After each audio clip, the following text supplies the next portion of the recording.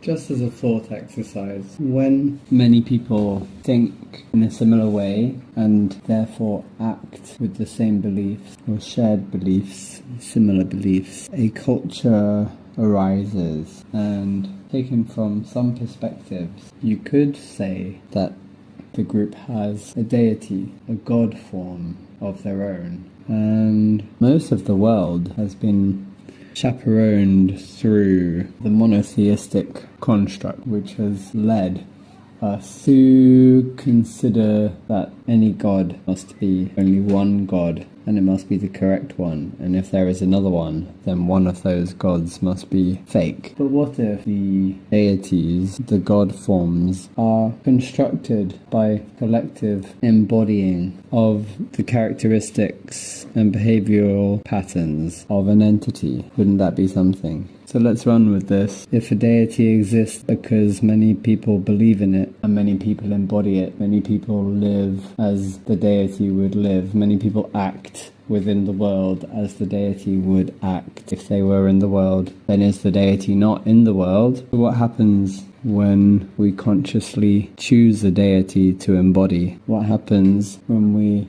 consciously design a deity? When we consider the terms such as worship, what if we take that to mean submitting our energy via attention into the constructed deity? And what if that renders the deity into an existence? At what point can we delineate between existing and not existing, between something being real and imaginary? At what point do we reconsider the concept of imaginary itself and determine what imaginary even means, and beyond, what real even means? You can create a character at any moment and live as that character.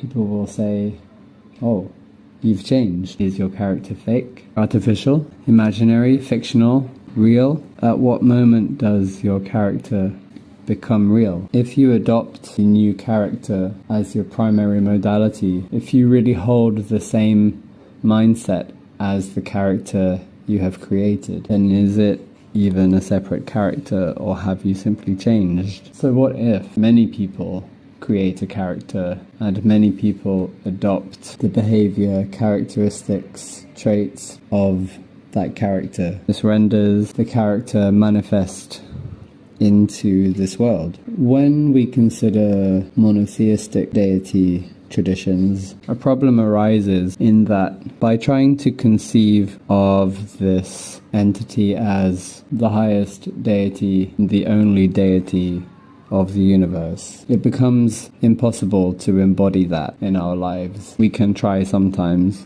but there will always be times in which it's just too difficult to maintain that persona, because we are not the ultimate, most high, supreme God. We are humans and we have human needs, physical needs. We live in this physical realm. To embody a composed deity, or to embody any form of deity lower than the Most High, presents a more human option, an option which we can actually abide by. And what perhaps if we chose to embody different deities on different days? Indeed, the names of the days of the week descend from the names of different gods. So perhaps the names of the days of the week were intended to remind us of each of these gods, to embody their behaviors, their characteristics, their traits, to live as they might live. And perhaps by embodying different gods over the days, it brings more balance into the world. It brings different events, different situations,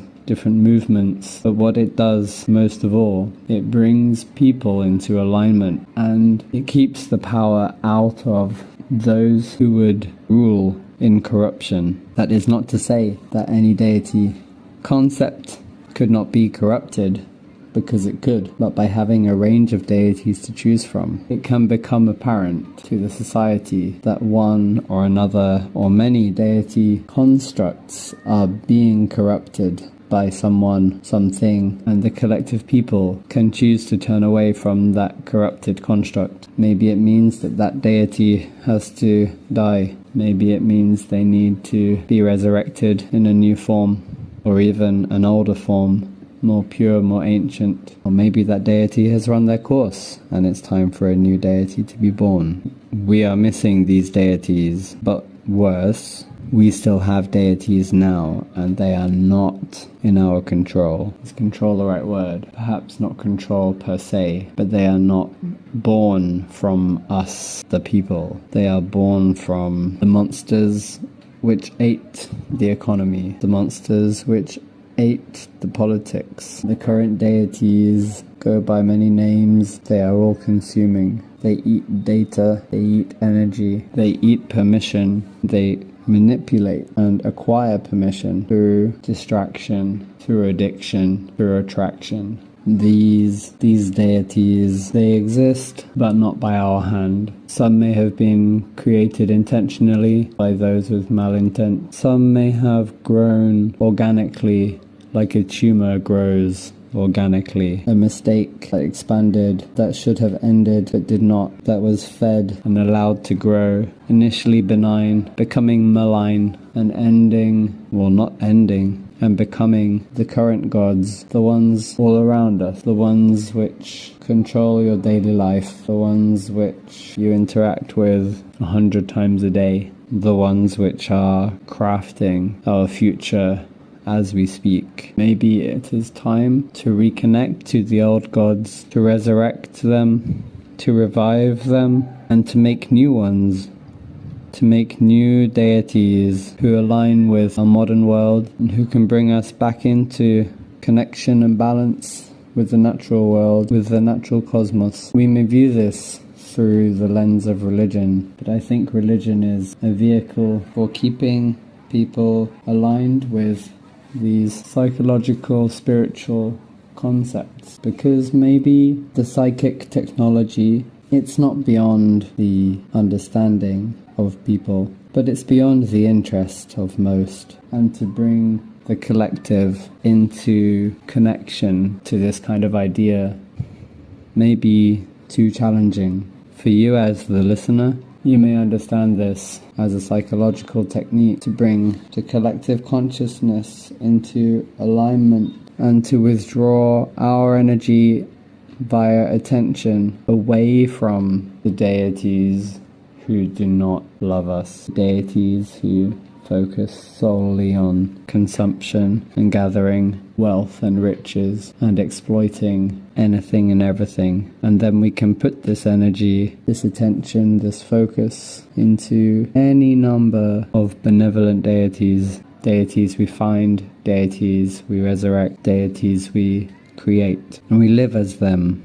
We think, what would they do in this world, in their life, in the daily life? How would they respond to situations? How would they act in environments? And that is how we embody them. Because right now, are you living as you wish to live? Or are you living as you've been manipulated to live? Are you living according to what you think is right? Or are you living according to your next dopamine hit? Can you sidestep the dopamine? Can you make a conscious choice to do as you wish to do? And are your wishes based on dopamine and pleasure, or are your wishes based on bringing good to the world, protecting the environment, protecting those which are weaker than you, people, animals, plants, the physical natural environment, geology, chemistry, the biology and the physics of the space that we live in? Is it being abused? Can you protect it somehow? Can you treat it with love and care? Can you design a deity which